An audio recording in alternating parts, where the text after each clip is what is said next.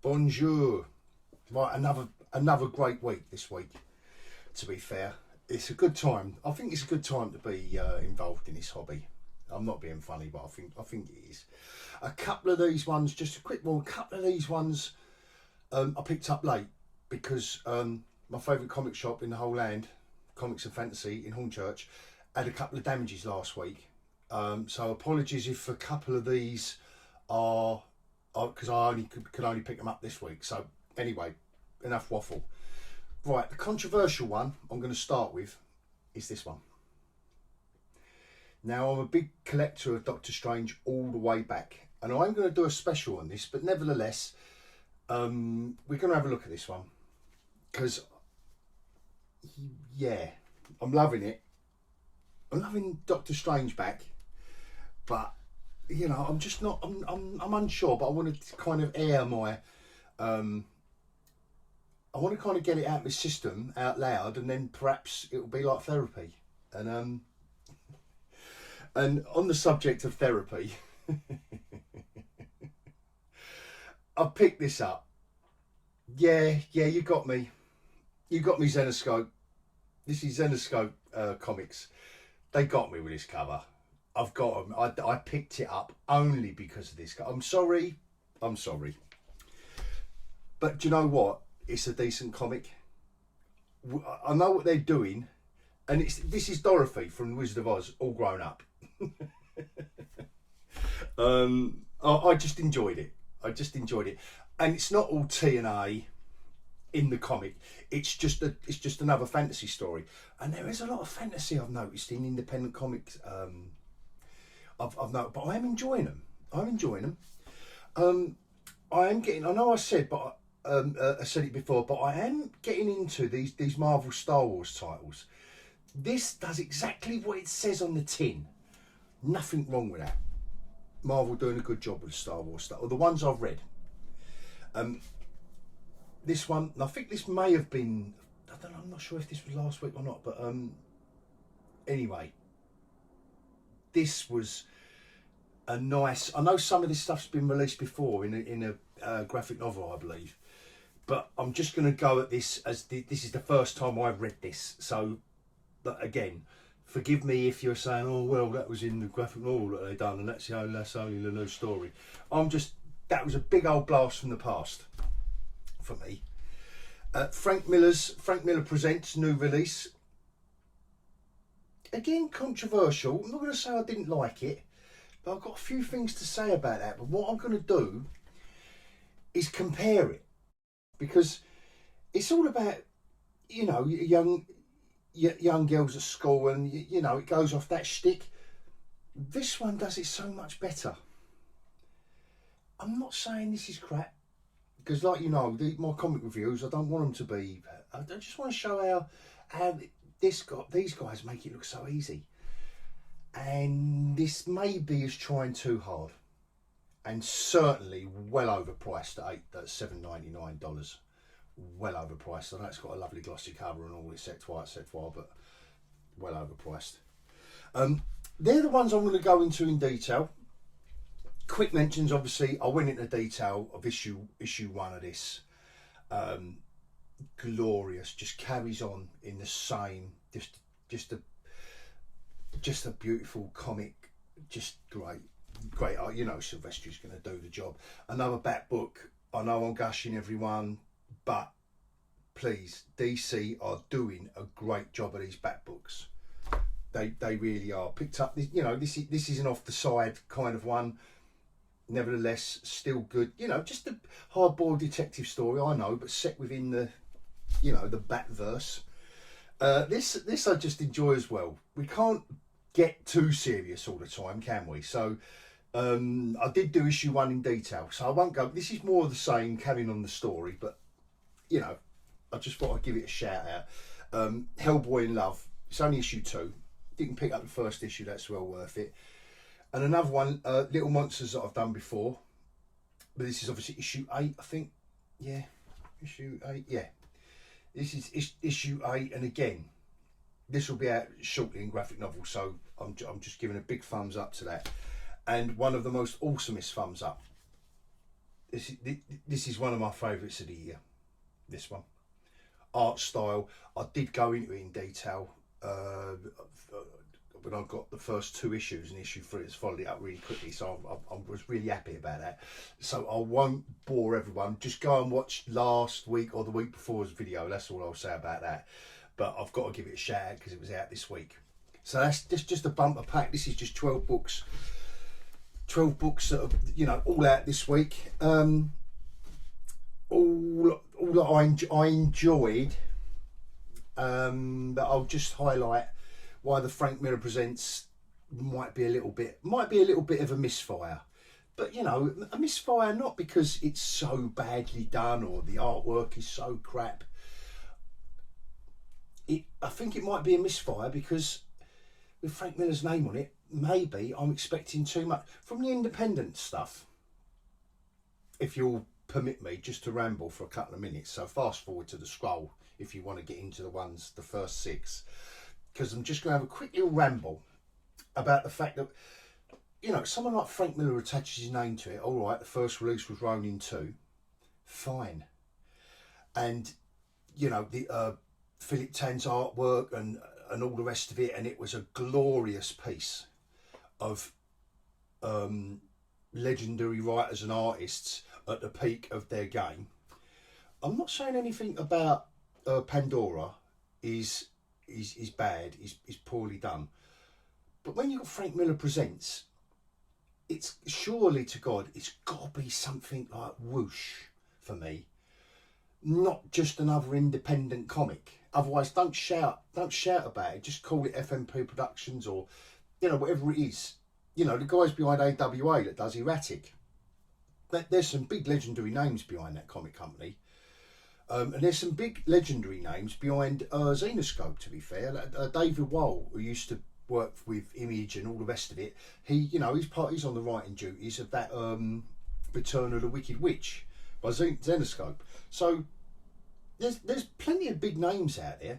Don't put your name in headlights as the stamp of quality and, you know, legend if all you're going to do is just, I don't know, it's not highlighting young up and coming talent, it's not quite that, but it kind of is. It takes a lot to follow that up when you put Frank Miller's name on it. That's what I think. And I think what he's done is, by putting his name to it, expectations are high. The comic isn't bad, but as you're reading it, you're just thinking, oh, you know, it's $8 and oh, but there's nothing wrong with it. That's just my little gripe. My other gripe is also going to be the back covers. Unless you're going to put an advert on it, guys, I'm going to point out these black. Actually, now I'm saying, like, you know, Frank Miller Presents. Why do that? Why not put a blurb telling us about the story? Wildstorm, give us a poster. Put some of this lovely art. You know, there's lovely artwork on the front. There's a Tom Sale poster in there, a Death Blow and all that. Just give us another bit of artwork on the back. Why that? I mean, you know, the Star Wars stuff. At least they're advertising another comic on it. You know, if there's advertising to go on the back, then that's fair. Or like the Doctor Strange. Whoa, man. Yeah, lots to talk about after the scroll.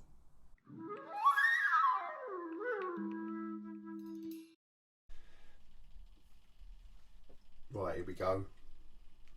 This is the controversial one. Now, I say controversial because I've seen a few bits on Reddit and Instagram and YouTube and etc, etc. Now, I do think that is a glorious. When Doctor Strange started in the 60s, and it was quite a psychedelic experience. Steve Ditko was the artist on it, and the Treadmore and Heavermore, husband and wife, or, you know, partner team.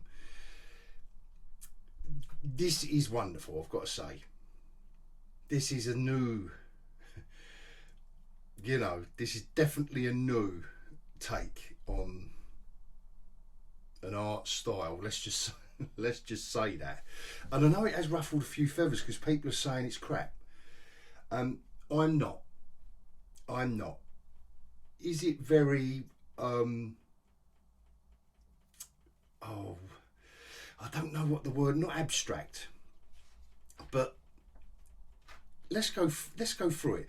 See, stuff like this reminds me of Jim Steranko back in the day. Again, 60s psychedelic. The storyline, let's just say for the sake of what I need to get off my chest, is that the story, this is just the opening of, it's a very long opening, to be fair. It does trot along quickly, but you can see there's not a lot to, so all you can do is absorb this artwork. Now, there's one of my favourite artists of all time, and who was an artist on Doctor Strange, and I'm going to do a separate video on it. It's a guy called P. Craig Russell, and he's quite a prolific artist over the past few decades that has done this stuff. But see, stuff like this, you can see is clearly a P. Craig Russell, and this you can clearly see, maybe not panel arrangement and the storyline. See, even the lettering, when he did a P. Craig Russell did a Elric comics many moons ago, but then when you get to stuff like this, I think this is what, I don't know, it does. The figures are anatomically correct, so I suppose I shouldn't be worried. This harks back to the dark tone of Steve Ditko, and like I say, I will do a separate video, and I really will compare and contrast this comic to, this is pure P. Craig Russell. The Dread Door Mamu's back, love it, but it really does invoke the kind of the psychedelic spirit of the early Doctor Strange. This is proper going right the way back. If the film equivalent would be a reboot. This really does remind me of a reboot, because it really is getting back to the basics of, there's no fisticuffs in it. It's just other stuff. Genevieve, the Forest. There's no fighting. There's no him creating a weapon and another wizard creating another weapon, and they just have another fight like Dismal Minus has done with the character. But I've got to say, now I'm getting it off my chest. I've got to, and I'm going through it for about the umpteenth time. I was trying to work out what this is. If someone could comment on it. I don't know whether that's a hand. If that is copying a hand, but then you've got that coming out there, I don't know. And then, so that's what I was finding a little bit frustrating. But it is really the other artist it's reminding me of now is Brendan McCarthy, who done like Rogue and Josh and stuff back in the day. And yeah, this is pure pre-Craig Russell. He did I did a Sandman video of the Dream Hunters, and you can see if you know his work on Dream Hunters. But look, this is beautiful stuff. This is beautiful stuff. But I think you've got to sink it in a little bit, this comic book, I will say. So I've enjoyed it. I think it's very brave. It's very bold. I really do. And do you want to see stuff like this every now and again, rather than just generic, superheroes, because Doctor Strange was always off the side a bit. I like this, this is, I do, I think it is nicely done. It's all about his artwork. Colouring, as I've said in probably almost every single video, I'm not saying that the colouring is no good on this, but it's flat. It's just flat. There's no lighting and shading there. It's obviously they could have shaded in a little bit more lit or under the note, wherever the light source is. They could have really done a colouring, but it would have detracted. See, they've done it there. But it would have detracted from the otherworldly feel. I mean, that looks as flat as a pancake, to be fair. So maybe I'm trying to say I'm loving it, but it's not as accomplished as I would like, maybe, but that doesn't mean I'm not enjoying it. You know, it looks, it's almost what is that word I'm looking for? Not like an experiment, not abstract, like almost like an experiment, you know, experimentative. But it's not, you know, you've got these tiny little panels and he's got loads of detail in there and she's got loads of detail in there. So, yeah. But I know it's caused a lot of controversy. And then suddenly, this looks like pure Jack Kirby. It just, you know, big massive double page spread, it looks like Kirby. Who, to my knowledge, never did Doctor Strange. I could be wrong, I'm sure someone will tell me in the comments if I am. But I loved it nevertheless. And then we're back to the normal stuff. This reminded me, I know it's a bit of an right off the scale reference, but the French artist from the 70s and 80s who done heavy metal called Philippe Julier. This reminded me of Philippe Julier, and I know that's, you know, I won't carry on waffling about that. That's probably a little bit too esoteric. And there we go. So anyway, let me know what you think about it. Whether you thought it was complete and utter. I think a lot of people were just turned off by the cover. Maybe it could have been a better cover to sell the book, like this one. Like I said in my introduction, you have to forgive me, but I just thought this was a really, really great cover. And I know it's aimed at a certain demographic, but if you are a publisher and you want to earn money, know your audience. And that goes for any business, not just publishing, to be fair. And I think Zenescope know their audience. Jeff Spoke's done this cover, very Adam Hughes like, with the heavy outline of it all, and some nicely, almost like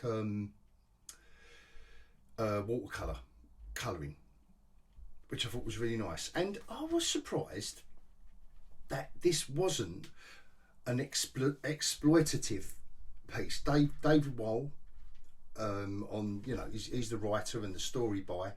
Artwork, Guillermo Fajardo, colours, a nice colouring job by Walter Pereira. And look, it is a good thing. It's a decent story. This is the surprising bit. Some nice artwork, all right, you know, you could call it standard, traditional, etc. But after that cover, I thought there was going to be a certain type of story inside, and it was better than that. It was better than that. And it is just Wizard of Oz characters, you know, Dorothy, Toto, you know, the lion, there's the scarecrow, and as we get through the story, you know, I won't say too much about the story because it's kind of obvious, you know, the bad guys turn up. I'm probably not doing it, sir, but this is well worth picking up. I think it's only a 3 or 4 issue mini-series. Zenescope normally do one-offs and stuff. I just thought this was a nice art job. And I like the black, I like the fact that it's done on the black artboard or whatever, you know, black borders, whatever you want to call it. And it's not all about her and her short, you know. They could have made, I thought that's where they were going to go with this. I really did think that was where they were going to go. You know, and some, you know, gratuitous up skirts and down tops. But they didn't. And then, you know, another one turns up, you know, that's obviously going to be another variant cover at a later date. You know, nicely done, Scarecrow, and, you know, one of the other characters turns up at the end. You know, let's see. You know, these are the kind of covers they do, and like I say, they are marketing to their audience, so I'm all up for that. And talking about gratuitous up the skirt and down the top shots, look who's back. J. Scott Campbell. And you remember the 90s? Do you remember Image? Do you remember Wildstorm?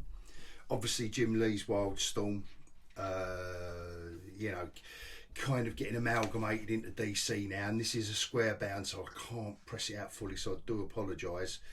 I loved Death Blow back in the day, and this was a nicely done little short story, six pages, done, end. But lovely. I mean, Tim Sale done the original stuff, you know, R.I.P. Tim Sale. But this is worthy. This is worthy artwork, you know, that style that J. Scott Campbell doing Gem 13 is a lovely Tim Sale piece of artwork. Just that's a nice homage to, you know, it's obviously an unused piece of art for a cover or you know, whatever. But I just thought that was nice. We can just get a nice non-glary look at that, yeah. And then, like I say, this isn't half as gratuitous as what J. Scott Campbell and Danger Girl and Gen 13 and all that used to be back in the day. But I love seeing J. Scott Campbell's artwork. That's a 3-page rip. That's a 3-page sketch of Gen 13 characters, and I loved it. Absolutely loved it. Stormwatch double-page spread. Then we're on a bit of Brian Hitch. Warren Ellis, I think his best days are over, to be fair. Just my humble opinion, but Brian Hitch and Paul Neary, look, this is what we want, isn't it, eh? This is what we want. I'm not saying the story's crap, but, you know. All right, Warren. All right, mate. Anyway. And then we're back onto Wildcats. And again, this just reminds you, it just takes you back to that 90s shtick. Then we're back onto, what's his, Backlash, was it? Or I forget what his character, you know. But you're getting the point. This is really nice artwork though, and I like the fact that they were little vignettes, little short stories, and it's hard to do these little, you know, to make a little short story work. It's a lost art. It's a lost art, I think. So, and what I've noticed in this is that they are trying. I don't know if it was that last story, was it? They're just trying to sew. Jim Lee's trying to sew this Wildstorm stuff into the DC universe. I'm not sure. It's a bit I've got to say, I'm finding it a bit jarring. I'm finding it jarring when they're trying to fit this Wildstorm. I mean, there's one of these stories where they say, "Oh, look, this is the former JLA Rules Portasio, Wet Works." I did enjoy that comic for the first few issues. Grifter. So yeah, you know, you get the drift. You know, blam, blam, blam, click, click, ram, shunk, chic. You know. But I'm not saying it's no good for that. Otherwise, I won't be going through it and showing you it. You know, Finney, another little short story. I think this is the one that may have been. What's on the art duties on that? Minkyu Young, I haven't heard of it. Greg Pak, obviously, we all know and love. But the artist on this, but a decent, yeah, look, Adventures of City Boy continuing Lazarus Planet. So, yeah, not so sure. Jury's out, you know. I don't know how they're going to sew it in. We had a little look at the Wildcats that a couple of weeks ago or last week, and I don't know if I'm finding it jarring or not. This was nice. This end story was very nicely done. That to be continued ? So might be seeing more, whatever that was. I thought this was really nice artwork. I really did. And this book, it really is kind of like they have. You're getting a modern take on, you know, without giving any of these little stories away, taking away from the enjoyment of the book. They really have tried to modernise the reason for their existence, so to speak, of these characters.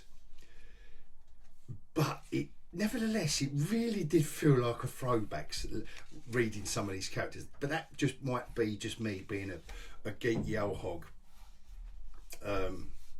You know, very modern day, very, very modern day, isn't it? And I know they've done it back in the day, but yeah, I continued in Dark Crisis on Infinite Earth, so you know, sewing it right in there. Good old Jim. So and this was another nice one as well. Got to admit, I enjoyed this, and it's lovely artwork. So that's a nice book that wasted the back cover. Waste of a back cover. Nevertheless, I was just gonna do an impression of this character then, and I stopped myself. This is the variant cover, number 1. I'm enjoying the style. Marvel is doing a good job with Star Wars. The ones I've read, it isn't many to be fair, and I'm gonna get into more. I'm gonna get into more. And this just does everything it says on the tin, which is starting here. Love it. Dragged into the mystery. Just nice artwork, you know, just getting us right back into the Empire, into the moments of Empire Strikes Back. And then bang, we're into the new story and the new characters and what drags Yoda away from, you know, this is all the setup on an alien planet. You know, you can imagine downtrodden tribe being exploited. You know, we're in the Jedi, we're back on Coruscant, and Yoda says, "Oh, I'm so resisting the urge to do." His voice, you know, "I will go." Decided it is. See, I'm resisting it. We won't go there. And again, this is all standard stuff, but sometimes it's nice to have your Star Wars characters just told in the way we want them to be told. You know, I don't want my expectations subverted when I pick up a Yoda comic. This was nice. And there's enough going on, enough intrigue, you know, and he's going to stay there on the planet. That's what I'm going to try next. So stand by. Not, well, maybe issue 30, but maybe a jump on point. Right, now here we go with the controversy of the week for me. And what it is, I think what it is expectations. If this was just you know, one of your bog standard creator owned Image or Boom Studio comics, you know, where Frank Miller's using his name, you know, I don't mind none of this, and this is his story, but it's a fantasy yarn, yeah, with these, you know, as you can see, and it is nicely done. You know, it's nicely done. It is Emma Cuber, isn't it? Yeah, Emma Cuber, but maybe she should have been given an inker. Maybe. I'm not saying she's a bad artist, but maybe this wouldn't have come across as, you know, it looks like her first go at doing comics. You know, when, oh, I don't know how to explain it, but it becomes, so it starts there and then becomes a very, very standard, and I know it's the setup, that's why I'm not slating this. I'm not slating it. You know, I've bought it, and if I didn't like it, I'd either be really moaning about it or I wouldn't do it. I don't often moan. I know I've had my what's it, but yeah, maybe teaming her up with an, yeah, no, I'm going to say teaming her up with an inker, I think would have done this book a world of good, because my expectations were not fulfilled, I've got to say. That's not to say it isn't any good. You might love it. I'm not saying don't beat it up. The price point, again, like I say, you know, if you're wanting to drag people in with a quality product, that's fine, but you can't match up the quality product with kind of like almost unknowns, you know, apart from Frank Miller, who's, I think he's just got a story nod, you know, he's not on the scripting or anything, and it's getting really basic now, isn't it? I know they'll sew it in, and you know, we've got to come to know and love the main character, but you know, that's kind of enough of that, and another blank back cover. But you compare it to another standard comic, not standard, but another comic book that you could accuse of using that standard well trodden trope of teenagers at school, high school, the nerdy kid. Because I know I've done this one for you guys before. The nerdy kid at school. Where have we heard that before? Yes, it heavily riffs off of Spider-Man, as particularly the early years Spider-Man, early Ditko Spider-Man. But look at Care Andrews' artwork. Look at he's an accomplished artist. He's even getting in some of this photographic stuff in now that I've noticed in this issue. In the backgrounds. Now, could we call it lazy? Yeah, I would call it non-traditional, because I love his main artwork so much, but the characterizations he's bringing, it's just a modern, it's just a modern take. Here we are on VidTube. This girl at school has released. Is trying to stitch him up because it's bad blood between them at high school. This is another one of the introduced in the first issue. She's the Amazonian kind of character. This is how you do it. Look, it just is. Look, even a goth, Care Andrews and Scotty Young just do this stuff in their own. They've got their own inimitable style, and this is great. And the colouring, the colourist, and forgive me, I am going to have a look, but it's only because I want to give a shout out to, I'll have to do it at the end, I think it's at the end. But look at how economical, this is what I love about Care Andrews' style, he's so economical with it, but the colourist has just embellished this stuff enough. He's just doing enough without either overdoing it. Subtle, nice. That could be as red as his shorts, but it's not. It's just not. And Care Andrews' his style is so nice. But look at how nice this is compared to Pandora, which they aren't the same stories. This isn't a fantasy. Well, it is a fantasy, but this is superhero. The other one's pure fantasy, but grounded in the high school teen. The cartoony style. The cartoony style straight away shouts at you that, they've got their tongue in their cheek and they're winking at the audience. She's got to learn volleyball because she's lost, because she doesn't know how to play. Even as Amazonian as she is, she doesn't know how to play volleyball. His ex-girlfriend has beaten her. The goth turns up. And again, just nicely done, not overdone. Just a couple of earrings in her ear, little, what's it, dog collar. That's it. That's enough. Bang! Oh my God! Issue 3 out of 4. Now we're set up. Now we're set up for these two to fight the villain in issue 4, aren't we? He ends up having no clothes on because she wanted him to use his powers to give her a good test. No. Those of you with dirty minds, no. A volleyball test. And they kiss, and then mums and dad's authorities turn up, police and everyone, and in a compromising position, shall we say. And we are truly set up for issue 4. Truly set up for issue 4. And at least they're advertising all their other books on the back page. So yay. And they do some good books. Absolution. I've all these bottom 3.